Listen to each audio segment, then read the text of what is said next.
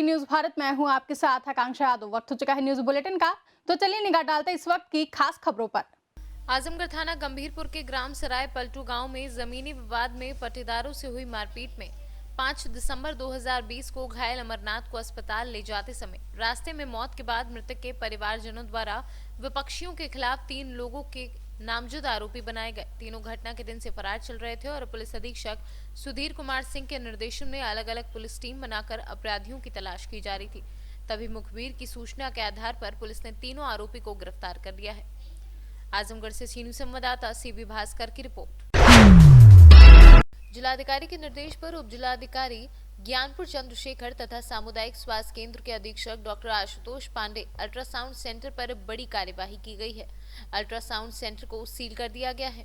उक्त मामले में उप जिलाधिकारी ने बताया कि किसी ने डॉक्टर प्रतिमा पांडे तथा उनके पुत्र डॉक्टर अभिषेक पांडे के खिलाफ उनकी डिग्री फर्जी होने का एप्लीकेशन दिया था। जांच के दौरान डिग्री फर्जी पाई गई है। बुधवार सीएचसी अधीक्षक के साथ पहुंचे उप जिलाधिकारी ने कार्यवाही करते हुए अल्ट्रासाउंड सेंटर को सील कर दिया है। सर क्या कार्रवाई हुई है आज यहाँ पे अल्ट्रासाउंड नर्सिंग होम है जी पांडे नर्सिंग होम, इसके संबंध में शिकायत पड़ी थी कि आगे जो डॉक्टर हैं डॉक्टर प्रतिमा पांडे और डॉक्टर अभिषेक पांडे इनकी डिग्री फर्जी है, तो उसकी जांच कराई गई थी। तो जांच में फर्जी डिग्रियाँ फर्जी पाई गई, तो जिलाधिकारी महोदय के आदेश से इसको सील कर दिया गया। Thank you sir. भदोही से सीनू संवाददाता गिरीश पांडे की रिपोर्ट। कुशीनगर जनपद के तहसील तमकुही राज परिसर में स्थित पानी की टंकी पर चढ़े युवकों को मनाने का सिलसिला दूसरे दिन भी जारी है, लेकिन दोनों युवक मानने को तैयार नहीं हैं। दोनों युवकों का एक ही प्रण है कि जब तक हमारी मांगे पूरी नहीं होती और हमें उचित न्याय नहीं मिलता, तब तक हम वहां से नहीं उतरेंगे। बताते चले कि तरिया सुजान थाना क्षेत्र के ग्राम सभा परसैन टोला सियराहा निवासी बुधन राजभर और उनकी पत्नी संतोषिया की बेरहमी से हत्या कर दी गई थी। वहीं आत्मदाह करने वाले युवकों के परिवार वालों का रो रो कर बुरा हाल है। गांव का ही मामला है ये क्या? देखिए, बहुत पहले लगभग 2-3 महीना पहले इसके माता पिता की हत्या हो गई, जघन्य हत्या हुआ। जो एक दिन पहले हत्यारा थाने में उनके द्वारा जो लड़के के पिताजी हैं बुधन, उनके द्वारा कंप्लेन किया गया था कि मेरे हत्या के लिए घूम रहा है, हत्या कर देगा। इनके द्वारा कंप्लेन किया गया, थाने में पकड़ के बैठाया गया था। उसके बाद से दूसरे दिन उस हत्यारे को सिंपली शराब का मैटर दिखला के 151 में चालान कर दिया गया और चालान में आके यहाँ फिर जमानत हो गई। उसी दिन फिर उनकी हत्या, दोनों माता पिता की जघन्य हत्या कर दी गई। हत्या के बाद से ये लड़का नहीं था, बाहर से आया, बाहर से उस दिन भी धरने पे रखा था लाश ले जाके, और इसने मांग किया था उसमें एसडीएम साहब के द्वारा और उसमें जो भी लोग अधिकारी थे उनके द्वारा ये कहा गया था कि लड़के को नौकरी देंगे और शासन स्तर से भी कृषक दुर्घटना बीमा का 5 लाख रुपये दिलवाएंगे और शासन से भी पैसा दिलवाएंगे। लेकिन अभी तक उस 1 रुपया भी कहीं से शासन से स्तर से, चाहे कृषक दुर्घटना बीमा हो या सरकार के द्वारा हो, इसको बहुत गरीब परिवार है, 1 रुपये का भी कहीं कोई सहायता नहीं दी गई अभी तक। इसके लिए एक बार कुछ लगभग 1-1.5 महीना पहले फिर इसी तहसील में चढ़ा था, जिसके द्वारा फिर प्रशासनिक लोगों के द्वारा कहा गया था कि नहीं, लिख के भेजा भी गया है, एसडीएम साहब के द्वारा यहाँ से लिख के भेजा। कुशीनगर से सीनू संवाददाता मुमताज हाशमी की रिपोर्ट। प्रतापगढ़ में अज्ञात नकाबपोश बाइक सवार ने दिन दहाड़े लूट की घटना को अंजाम दिया। शिवा ज्वेलर्स की दुकान में घुसकर लूट की घटना को अंजाम दिया और तमंचे की नोक पर दुकान में घुसकर लगभग 1.5 किलो सोने चांदी के आभूषण लूटकर फरार हो गया। प्रतापगढ़ से सीनू संवाददाता रोहित जायसवाल की रिपोर्ट। नजमा खातून नगर अध्यक्ष महिला मोर्चा प्रिय Shahnawaz V all India Majlise Ittehadul अलमीम शहनवाज वी जिला शाहजहांपुर विधानसभा वार्ड उपाध्यक्ष बनाए गए। मोहल्ला ककरा कला ऐसे मोर्चे पर एडवोकेट उस्मान खान भी शामिल रहे। शाहजहांपुर से सीनू संवाददाता यामीन की रिपोर्ट। बदायूं जनपद के एक मंदिर में 50 वर्षीय महिला के साथ गैंगरेप कर हत्या कर दी गई, जो किसी भी सभ्य समाज पर कलंक है। गैंगरेप के दौरान जो भयावह हैवानियत की गई है, निश्चितता ही पराकाष्ठा है। इस घटना को लेकर आम आदमी पार्टी उत्तर प्रदेश की सभी जिला इकाई उत्तर प्रदेश में महिलाओं पर बढ़ रही घटनाओं को लेकर चिंतित है। ऐसी घटनाएं दोबारा ना हो, इसलिए उत्तर प्रदेश की सरकार को आवश्यक निर्देश देने की अनुरोध भी कर रही है।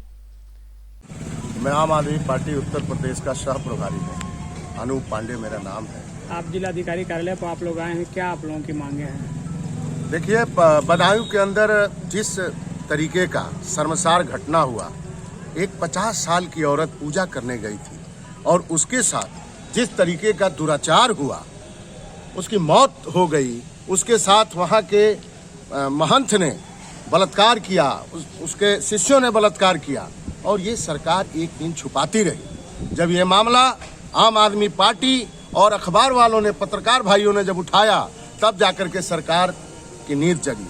शमशान घाट में लोग अपने परिजनों को संस्कार के लिए ले जा रहे हैं, वहाँ 28 लोगों की मौत हुई। यह योगी सरकार राम राज्य की सरकार नहीं है, ये ढोंगियों की सरकार है। यहाँ रोज हत्या, बलात्कार और नाना प्रकार की यातना जनता झेल रही है, लेकिन यह योगी सरकार सोई हुई है। यह भ्रष्टाचार ऊपर से नीचे तक की सरकार में भरा हुआ है। आदमी से इस सरकार का कोई लेना देना नहीं है। आज जी डीएम बलिया को पत्रक देकर के क्या मांगे किए हैं? देखिए, हम लोग जिले की भी समस्याओं को उठाए हैं। किसानों की समस्याएं, जो किसानों को बीमा नहीं मिल रहा है, तमाम जमींदारी प्रथा का जो कानून है उसको भी नहीं लागू किया जा रहा है। यहाँ पर भी समस्याएं हैं। यहाँ सड़कों की हालत बिल्कुल जर्जर है। नगर पालिका चले जाइए, आप सिविल लाइंस, पुलिस चौकी चले जाइए, थाने चले जाइए, आप कोतवाली चले जाइए, देखिए क्या हाल है। ये स्वच्छता अभियान है, मार्कंडे सिंह जी की मूर्ति है, जाइए देखिए वहाँ किस तरह का सुअरबाड़ा बना हुआ है। लेकिन इसके खिलाफ आप लोगों ने कहीं पे कंप्लेन की? बहुत बार कंप्लेन आज भी हो रही है, निरंतर कंप्लेन हो रही है और कंप्लेन जिले जिले में हो रही है, शहर शहर में हो रही है। लेकिन योगी सरकार जो आई थी कि राम राज लाएंगे, लोगों के दुखों में, दर्दों में काम आएंगे, किसी भी प्रकार का उनका जनता के प्रति जवाबदेही नहीं है। हम लोगों ने स्कूल की व्यवस्था को भी किया। यहाँ देखिए, सरकारी स्कूल और सरकारी अस्पताल आज बंद हो रहे हैं और प्राइवेट स्कूल और प्राइवेट अस्पतालों की अंबार लगी हुई है। एक गरीब आदमी जो 400-300 रुपया कमाता है, रेडी वाला, पटरी वाला, किसान का बेटा, वो सरकार के भरोसे है। सरकार के स्कूल में पढ़ेगा, सरकारी हॉस्पिटल में दवा लेने जाएगा। लेकिन आज देख लीजिए, आज जिले में जो भी प्राथमिक विद्यालय है, हमारे यहाँ बलिया में अभी राजेश जी बता रहे थे कि 12 ऐसे विद्यालय हैं जो बाढ़ में बह गए हैं और सरकार केवल लिखा पढ़ी कर रही है। वह विद्यालय चल ही नहीं रहे हैं। कागज पे मास्टर तनख्वाह ले रहे हैं, कागज रजिस्टर मेंटेन हो रहा है। तो बलिया से सीनियर संवाददाता गौतम की रिपोर्ट। उत्तर प्रदेश के जिला फिरोजाबाद में टेलोन हैंडीक्राफ्ट सोशल वेलफेयर सोसाइटी के द्वारा ऐसी महिलाएं जो शादी के बाद ससुराल जाती हैं और ससुरालियों के ताने बाने सुनती हैं, ऐसी महिलाओं को आत्मनिर्भर बनाने के लिए टेलोन हैंडीक्राफ्ट सोशल वेलफेयर सोसाइटी ऐसी महिलाओं की मदद करती है। संस्था के डायरेक्टर मिराज आजमी ने बताया कि हमारी संस्था का उद्देश्य महिला सशक्तिकरण को मजबूत बनाना, शिक्षा और रोजगार के बारे में जागरूक करना है। टेलोन हैंडीक्राफ्ट जो सोशल सोसाइटी है आपकी, ये किस तरह के काम करती है और इस सोसाइटी का क्या उद्देश्य है? ये टेलोन हैंडीक्राफ्ट सोसाइटी महिला सशक्तिकरण का काम करती है। महिलाओं को रोजगार से जागरूक करना एवं आत्मनिर्भर बनाना और प्रशिक्षण के बाद में निःशुल्क सेंटर खुलवाती है हमारी सोसाइटी। और हैंड और माइंड यानी कि दिमाग और हाथ के द्वारा ही कोई भी आत्मनिर्भर बन सकता है। और हम ज़्यादा से ज़्यादा अपने हाथों से लड़कियों को सिखाते हैं और तमाम महिलाएं हमारे सेंटर के द्वारा प्रशिक्षण लेकर अपने सेंटर काफ़ी जगह चला रही हैं हमारी मुहिम से जुड़कर। और समय समय पर जाकर हम उनके सेंटर में मशीनें या उनको ज़रूरत की जो भी चीज़ें मुहिम से जुड़ी हुई सेंटरों को पूरा कराई जाती हैं। और कोशिश ये है कि जो लोग गांव शहर में नहीं जा पाते हैं, हमारे सेंटर से जुड़ें और हमारी सोसाइटी का रजिस्ट्रेशन कराएं, जिससे कि हम गाँव और शहर में सभी जगह अपने कार्य को आगे बढ़ा सकते हैं। अब तक आपकी सोसाइटी के द्वारा कितनी ऐसी महिलाएं हैं जिनको आपने रोजगार दिया है और जो आपके यहाँ से प्रशिक्षण ले चुकी हैं? लगभग हमारे यहाँ से महिलाओं ने 20 महिलाओं ने अपना सेंटर संचालित कर चुकी हैं और आगे उम्मीद है कि आगे भी नए 10 सेंटर हमारे यहाँ से और होने जा रहे हैं। जो महिलाओं प्रत्येक सेंटर में कितनी ट्रेनिंग के लिए आते हैं यहाँ पे? प्रत्येक सेंटर में लगभग 20 से 40 स्टूडेंट होते हैं। एक बैच में जगह कम रहती है, लोगों के पास में 10-10 का बैच बनाती हैं। तो ये माना जाए कि आप अब 400 से 500 महिलाओं ने प्रशिक्षण ले लिया है लगभग और वो आत्मनिर्भर बन गई हैं, अपने पैरों पर खड़ी हैं। हाँ, आत्मनिर्भर बन चुकी हैं और कार्य कर रही हैं अपने अपने गांव क्षेत्र में जाके। और मेन उद्देश्य हमारी ये शादी के बाद में, मायके के बाद में जो भी लेडी होती है शादी होकर जाए ससुराल में, तो अपना सेंटर संचालित करें और अपना आत्मनिर्भर करते हुए कोई भी काम सिलाई के द्वारा कर सकती हैं। रेडीमेड गारमेंट्स का कर सकते हैं, अपना कपड़े खरीद कर मार्केट में और ससुराल के बीच में। फिरोजाबाद से सीनियर संवाददाता इरफान अब्बासी की रिपोर्ट। गाजीपुर में भीम आर्मी भारत एकता मिशन में समीक्षा बैठक के दौरान मुख्य अतिथि के रूप में डॉक्टर पी.के. सागर प्रदेश प्रमुख महासचिव रहे। विशिष्ट अतिथि के रूप में डॉक्टर ए.के. गौतम और धीरेन्द्र कुमार गौतम पूर्व मंडल महासचिव व जितेंद्र भारती पूर्व महासचिव वाराणसी व जौनपुर के जिलाध्यक्ष भानु प्रताप भारती, जौनपुर के जिला मीडिया प्रभारी संदीप कुमार बौद्ध, जौनपुर के वरिष्ठ कार्यकर्ता पवन प्रसाद, विधानसभा प्रभारी किशन, जंगीपुर के जिलाध्यक्ष विनय कुमार, गाजीपुर के जिलाध्यक्ष शत्रुघ्न भारती के नेतृत्व में जनपद की समीक्षा बैठक रखी गई, जिसमें विधानसभा अध्यक्ष, जिले के पदाधिकारी व कार्यकर्ता एवं भारी संख्या में लोग उपस्थित रहे। सर आपका परिचय? मैं डॉक्टर पी.के. सागर, भीम आर्मी प्रदेश प्रमुख महासचिव, उत्तर प्रदेश से। सर ये जो समीक्षा बैठक थी आप लोगों की भीम आर्मी की, इससे आप जितने आए हुए जितने भीम आर्मी के सदस्य थे और भी लोग अन्य जो यहाँ पर उपस्थित थे, उन लोगों को आप क्या उपदेश देना चाहेंगे? मेरा उपदेश यही है कि संगठन को आगे बढ़ाए हैं जिस ताकत से, और भी तेजी से आगे बढ़ाइए, और इसके साथ साथ एकजुट होकर बहुजन राज लाने के लिए आज़ाद समाज पार्टी, भाई हमारे आन बान शान बड़े भाईजान एडवोकेट चंद्रशेखर आज़ाद जी के कंधे को मजबूत करिए, क्योंकि उन्होंने भीम आर्मी के नाम का डंडा तो मुझे थमा दिए थे, और अब हम लोगों को आज़ाद समाज पार्टी का झंडा भी उसमें लगा दिए, जो हमारे समाज को हुक्मरान बनाने में बहुत तेज़ी से काम करेंगे, और सारे साथी मिलकर आज़ाद समाज पार्टी को और भीम आर्मी को और तेज़ी से आगे लेके जाएंगे। सर आप बताएं, जो भीम आर्मी की संगठन बनी हुई है, करोड़ों संख्या में है, उसको तोड़ने के लिए लोगों ने बहुत सारी विधियां अपनाया है ताकि ये संगठन आगे न चल के बीच में ही खंडित हो जाए, और इसमें लेटर पैड वगैरह भी यूज़ किया गया है। इसके विपक्ष में आप लोग या पक्ष में क्या कहना चाहेंगे?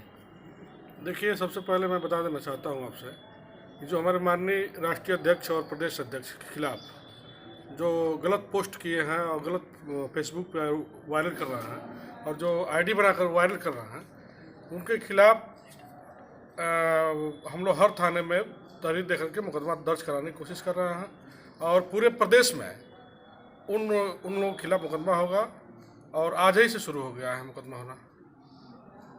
बिल्कुल पीछे नहीं रहेंगे, ऐसे लोगों को मुंह तोड़ जवाब देना है। गाजीपुर से कैमरा पर्सन देवीलाल के साथ हेमंत राज की रिपोर्ट। शहर कोतवाली क्षेत्र में बरिया घाट स्थित बेसिक शिक्षा कार्यालय परिसर के बाहर आज सुबह करीब 52 वर्षीय व्यक्ति का शव कार में मिलने से हड़कंप मच गया।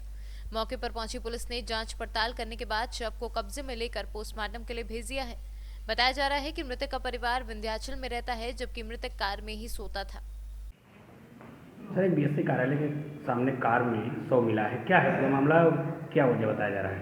ये बैरिया घाट स्थित बीएससी कैंपस में इंडिको कार में एक व्यक्ति की लाश मिली है, जिसका नाम शशिकांत त्रिपाठी बताया गया है।